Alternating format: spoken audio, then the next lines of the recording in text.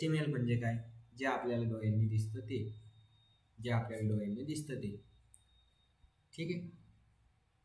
जसं की आत्तापर्यंत आपण भरपूर काही पाहिलं. ठीक आहे. तर HTML जसे की आपल्याकडे वेबसाईट असते बघा, वेबसाईट असते, ॲप्स असतात, वेब ॲप असतात.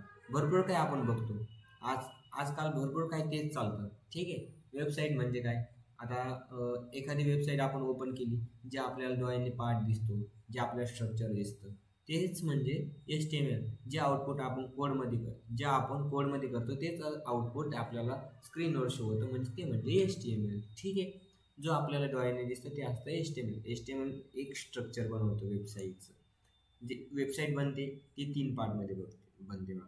एक म्हणजे फ्रंट एंड, बॅक एंड आणि डेटाबेस. जे आपल्याला डोळ्याने दिसतं ते आपलं फ्रंट एंड असतं. ते बनवण्यासाठी आपल्याला काही काही यूज करावं लागतं. HTML यूज करावं लागतं, CSS यूज करावं लागतं. CSS तर आपण बघणारच आहे. तर फर्स्ट पार्ट म्हणजे आपण HTML बघू. तर मी त्याच्यासाठी आपल्याला एक फर्स्ट डॉट HTML ची फाईल बनवलेली आहे. इथे इथे क्लिक केलं की नवीन फाईल येते. तशी मी एक फर्स्ट डॉट HTML ची फाईल बनवलेली आहे. First dot HTML file open करतोय मी आता. त्या फाईलमध्ये एक मी जे VS कोड वापरतो त्यामध्ये एक मला डायरेक्टली ऑप्शन मिळतं स्लॅश एक्सक्लेमेटरी मार्क. मी टाईप केला, मला डायरेक्टली एक कोड येतो. ठीक आहे. हा कोड म्हणजे काय? आता कोड म्हणजे काय? जो HTML पार्ट आहे तो आपल्याला मल्टिपल टाईपचे टॅग देतो. ठीक आहे. तर पहिले टॅग हा जो टॅग आहे जो आपल्याला HTML5 मध्ये बघायला भेटतो बघा. HTML आणि HTML5 मधला डिफरन्स म्हणजे एक महत्त्वाचा डिफरन्स असतो डॉक टाईप. हा फक्त आपल्याला HTML5 मध्ये बघायला भेटतो. ठीक आहे. HTML टॅग ओपनिंग टॅग म्हणला जातो. ठीक आहे. ओपनिंग टॅग असतो HTMLचा, जो आपल्याला प्रत्येक कोडमध्ये बघायला भेटतो. ठीक आहे. हे टॅग एक भेटतो. आता हे टॅग म्हणजे काय? टॅग 2 प्रकारचे टॅग आपल्याला बघायला भेटतात. ठीक आहे. एक ओपनिंग क्लोजिंग टॅग असतो. ठीक आहे. आणि एक फक्त असतो आपल्याला ओपनिंग टॅग. त्यामध्ये आपल्याला एक मी सिंपल तुम्हाला IMG टॅगचं उदाहरण देतो. IMG टॅग म्हणजे आपण त्याच्यात ईमेल अपलोड करू शकतो बघा. हा फक्त ओपन झालेला आहे आणि क्लोजिंगला आपण त्याला फक्त ब्रॅकेट वापरलेले आहे, अँग्युलर ब्रॅकेट. तसं टायटल टॅगमध्ये ओपनिंग टॅग आणि क्लोजिंग टॅग. ठीक आहे. क्लोजिंग टॅगसाठी आपण फॉरवर्ड स्लॅश वापरतो. ठीक आहे. हे समजलंय टॅग म्हणजे काय? आता सध्या फक्त जाणून घ्या की आपण शिकतोय काय. आपण HTML साठी आलेलो इथे. ठीक आहे. तर HTML म्हणजे काय? HTML म्हणजे काय मी तुम्हाला सांगितलं बघा. HTML म्हणजे आपल्याला जे डोळ्याने दिसतं ते स्ट्रक्चर. ठीक आहे. आता जो टायटल टॅग आहे, टायटल टॅगने काय शो होतं? टायटल टॅगने काय शो होतं ते बघणार आहे आपण. सध्यापुरतं मी हे तुम्हाला ऑप्शनसाठी दिलं. 2 टॅग कसे असतात, एक क्लोजिंग टॅग कसे असतात, जसं की हा ओपन होतो आणि हा क्लोज होतो. तसा हा इमेज टॅग क्लोज होत नाही, फक्त त्याला ब्रॅकेटने क्लोज करतो आपण ते. ठीक आहे. इमेज टॅग क्लोज होत नाही. ओके. ते समजलं असेल. मी सध्यापुरतं याला बंद करतो. तर आपल्याला एक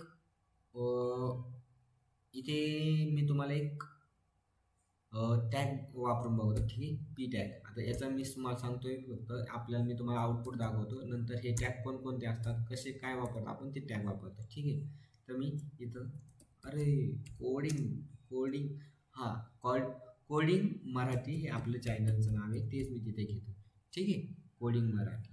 समजलं कसं मराठीचे. ठीक आहे. तर कोडिंग मराठी जे आपल्या चॅनलचं नाव आहे, नीट लक्षात ठेवा, कोडिंग मराठी. ओके.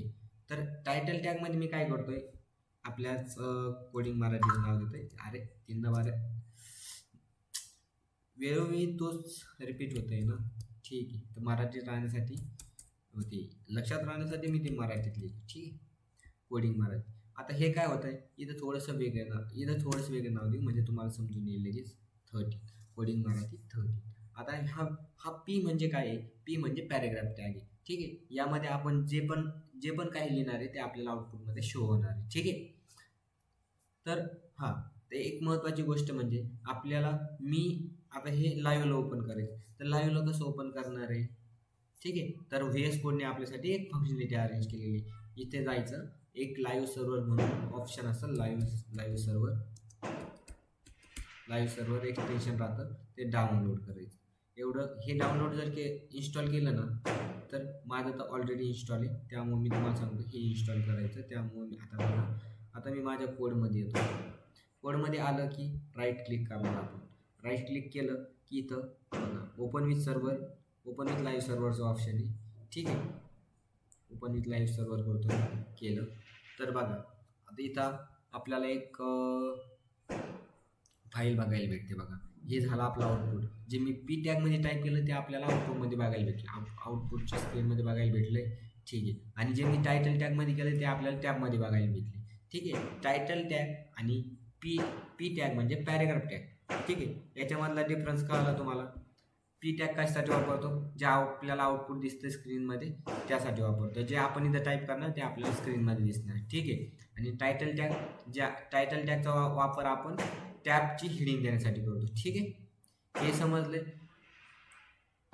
हे स्ट्रक्चर दिसतंय HTMLचं आपण कसं वापरतो, ही कंटिन्यू हे स्ट्रक्चर आपल्याला वापरायचं आहे पुढे. ठीक आहे, हे टॅगमध्ये आपण महत्त्वाचे मेटा टॅग्स, टायटल टॅग हे वापरतो. सध्यापुरतं लक्ष द्या, टायटल टॅग म्हणजे काय आणि पॅरेग्राफ टॅग म्हणजे काय. ठीक आहे, नंतर हे तुम्हाला हे स्ट्रक्चर कंटिन्यू वापरायचं हे लक्षात येऊन जाईल. ठीक आहे, तर सध्यापुरतं एवढं लक्षात ठेवा. याचं स्ट्रक्चर बघा कसं असतं, काय असतं ते समजून घ्या. ठीक आहे, तर आज आपला पहिला व्हिडिओ होता तो लक्षात घ्या, आणि उद्या आपण नवीन स्टार्टिंग करू नवीन व्हिडिओला. उद्याच्या व्हिडिओमध्ये आपण सर्व टॅग कसे असतात, कसे वापरले जातात हे बघूया. ठीक आहे, गुड बाय, बेस्ट ऑफ.